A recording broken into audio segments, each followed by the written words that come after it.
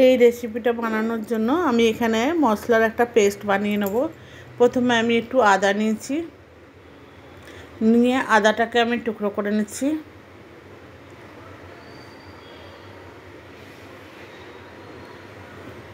এক ইঞ্চির মতো একটু আদা নিয়েছি, নিয়ে আদাটাকে আমি টুকরো করে একটা মিক্সার বাউলে দিয়ে দিচ্ছি।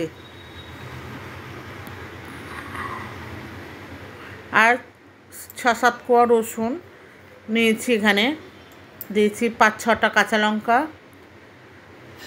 ওই মিক্সার বাউলের মধ্যে দিয়ে দিলাম। দিয়ে আমি একটা পেস্ট বানাবো মশলা। আর দিয়ে দিচ্ছি হাফ একটা পেঁয়াজ, একটা বড় পেঁয়াজ নিয়েছি, তার হাফ আমি এখানে দিয়ে দিলাম। দিয়ে পেঁয়াজটা দেওয়া হয়ে গেছে।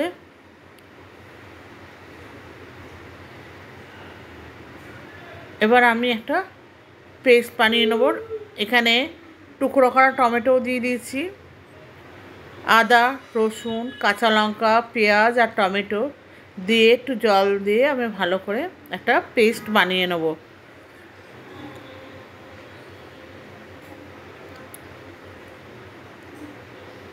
দেখুন এরকম একটা পেস্ট বানিয়ে নিয়েছি আমি।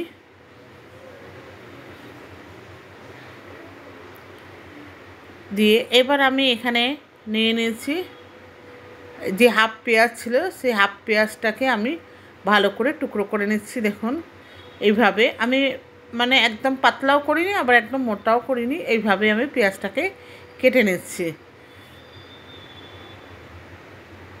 কারণ এই পেঁয়াজটা এই রেসিপিতে লাগবে, তাই জন্য।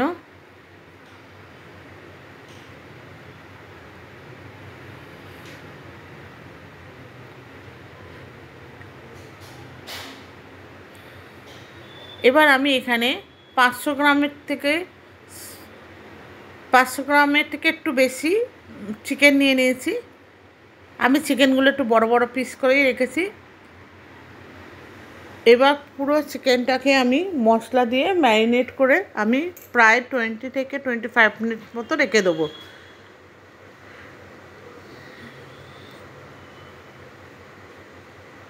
আপনারা চিকেনের পিসগুলো আপনাদের মতো নেবেন। আমি আমার মতো করে চিকেনের পিসগুলো কেটে নিয়েছিলাম, মানে কাটিয়ে এনেছিলাম বাজার থেকে।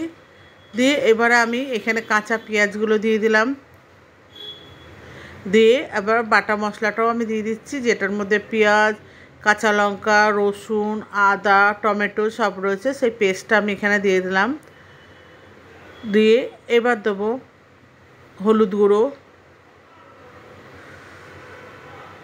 তারপরে দেবো একটুখানি জিরে গুঁড়ো, মানে হাফ চা চামচের মতো জিরে গুঁড়ো, আর হাফ চা চামচের মতো ধনে গুঁড়ো।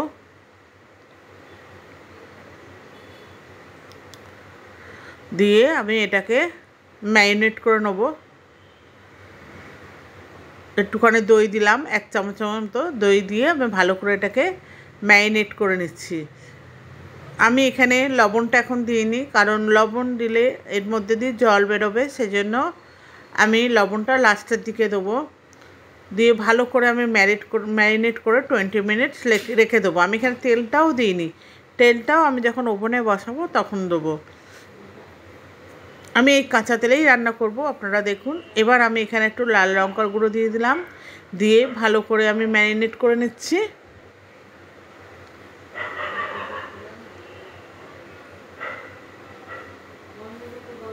ম্যারিনেট করা হয়ে গেছে। এবার এটা আমি একটা ঢাকনা দিয়ে 20 মিনিটের মতো রেখে দিচ্ছি। 20 মিনিটের পর আমি ফিরে এসেছি। এসে এবার কড়াইটা আমি ওভেনে বসিয়ে দিচ্ছি। দিয়ে আমি এখানে 2 থেকে 3-4 চামচের মতো তেল দেবো। এখানে বেশি তেল লাগবে না, তাই জন্য আমি এটা হাতে ম্যারিনেট করেই করছি। এবার আমি গ্যাসটাকে অন করে দিয়েছি, দিয়ে কড়াইটাকে আমি ঢেকে দিলাম। দিয়ে দেখুন কড়াইটা গরম হয়ে গেছে এবং কত দেখুন জল বেরিয়েছে। আমি কিন্তু লবণ দিইনি, তাতেই দেখুন এত জল বেরিয়েছে। দিয়ে ভালো করে আমি নেড়ে চেড়ে কষিয়ে নেব। এটা একদম সিম্পল চিকেন আলু দিয়ে ঝোল, আমি আলুটা দেখাইনি, আলুটা আমি পরে ভেজে রেখেছি, পরে অ্যাড করব। ওটা আমি আলুটাকে টুকরো করে কেটে আমি তেলে ভেজে রেখেছি। বন্ধুরা, আপনারা এইভাবে চিকেন বানিয়ে দেখবেন, ভীষণ ভালো লাগে খেতে। দিয়ে আমি আবার ঢেকে দেবো, আর মাঝে মাঝে খুলে খুলে নাড়বো, কারণ তলায় না লেগে যায় সেই জন্য। দেখুন এখানে আমার অনেকটা জল শুকিয়ে গেছে। এবার আমি এখানে ভালো করে আমি কষিয়ে নিয়েছি, নিয়ে এবার এখানে আমি দেবো লবণটা অ্যাড করছি। লবণটা আমি দিয়ে দিলাম, দিয়ে এবার ভালো করে আমি এটাকে মিশিয়ে নেবো। লবণটা আপনারা আপনাদের স্বাদ মতো দেবেন, কারণ যেহেতু জলটা শুকিয়ে গেছে, চিকেনগুলো অর্ধেকটা সেদ্ধও হয়ে গেছে। এবার আমি এখানে লবণ দিলাম, কারণ এরপরে লবণটা ঠিক মিশে যাবে। এবার আমি এখানে ঢাকা দিয়ে দিলাম, দিয়ে মিনিট 2 মতো আবার রান্না করব।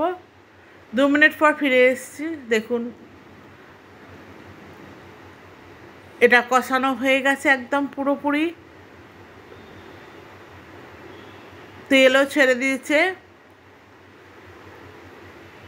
আমি নেড়ে ছেড়ে পুরো কষিয়ে নিয়েছি।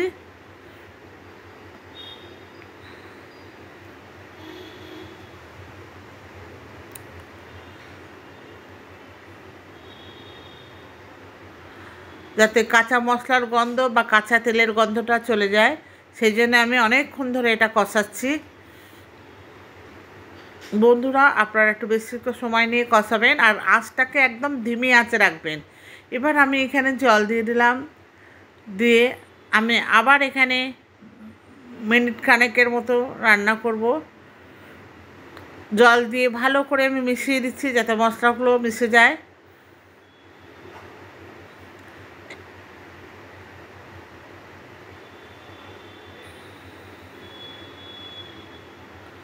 আমি ভালো করে নেড়ে ছেড়ে দিচ্ছি, যাতে মশলাটা একদম পুরোপুরি মিশে যায়। এবার আমি এখানে দিয়ে দেবো যে আলু ভেজে রেখেছিলাম বলেছি, সেই আলু ভেজে রাখা আলুগুলো আমি এখানে দিয়ে দেবো।